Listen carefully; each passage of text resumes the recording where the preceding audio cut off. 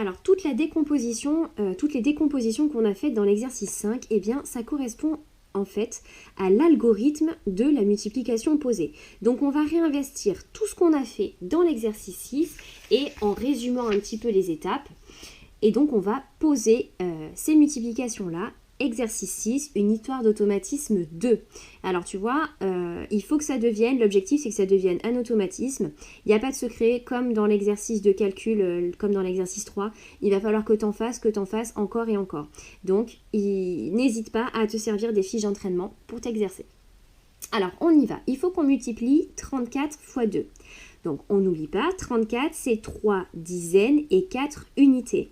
Avec la distributivité de la multiplication sur l'addition, ça revient à multiplier 4 unités fois 2 plus 3 dizaines fois 2. C'est exactement ce qu'on va faire ici. Alors, 4 unités fois 2, ça fait 8 unités.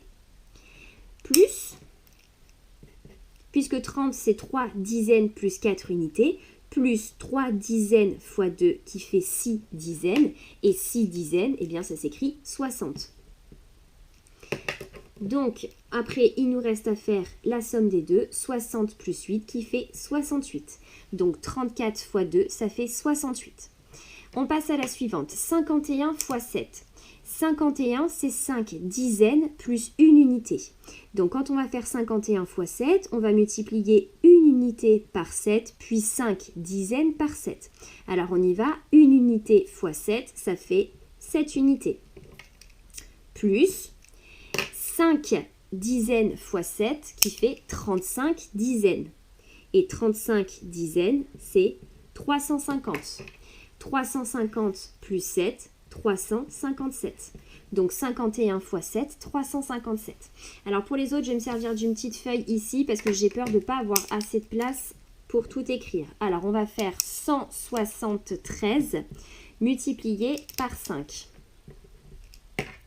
Multiplié par 5. Voilà. Alors 173, c'est une centaine plus 7 dizaines plus 3 unités. Donc, du fait que la multiplication est distributive sur l'addition, ça revient à faire donc 3 unités fois 5 plus 7 dizaines fois 5 plus une centaine fois 5. Alors, on y va. 3 unités fois 5, ça fait 15 unités. 15 unités, c'est une dizaine, 5 unités. Plus, on va donc faire 7 dizaines fois 5, ça fait 35 dizaines. 35 dizaines, c'est 350. Et puis, il faut multiplier une centaine par 5, ça fait 5 centaines. Donc 5 centaines, c'est 500. Et maintenant, on n'a plus qu'à faire la somme. Et donc, on obtient 5 unités, 6 dizaines, 8 centaines. Donc 173 multiplié par 5, ça fait 865. On passe à la suivante, 409. 409 fois 3. 409 fois 3. Alors, 409, c'est 4 centaines plus 9 unités. Donc, 409 fois 3, ça revient à faire 9 unités fois 3 plus 4 centaines fois 3.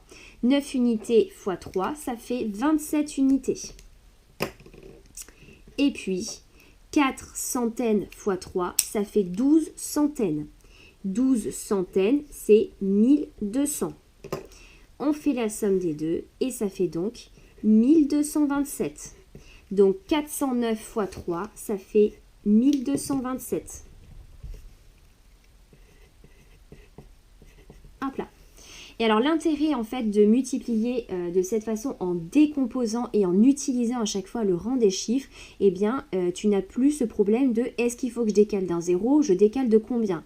Là tu vois, il n'y a pas de problème avec quand on utilise vraiment le rang de chaque chiffre et qu'on essaie de comprendre ce qu'on fait lorsqu'on fait la multiplication. Allez, il nous en reste une dernière, 7062. Alors 7062 et on veut multiplier par 8. Alors bien sûr, quand on pose des multiplications, il faut absolument que tu connaisses tes tables de multiplication, sinon on ne s'en sort pas. Alors 7062, c'est 7 milliers plus 6 dizaines plus 2 unités. Donc quand on va faire 7062 x 8, ça revient à faire 2 unités x 8, plus 6 dizaines x 8, plus 7 milliers x 8. Alors 2 unités x 8, ça fait 16 unités. Plus 6 dizaines x 8, 6 dizaines x 8, ça fait 48 dizaines, c'est-à-dire 480. Plus 0 centaine, plus 7 milliers x 8, 7 milliers x 8, ça fait 56 milliers. 56 milliers. On n'a plus qu'à faire la somme. Alors, 6 unités, 9 dizaines, 4 centaines et 6 milliers, 5 dizaines de milliers. Donc 7062 x 8, ça fait 56 496. Et voilà, c'est terminé pour cet exercice, mais je t'invite vivement à en refaire encore et encore.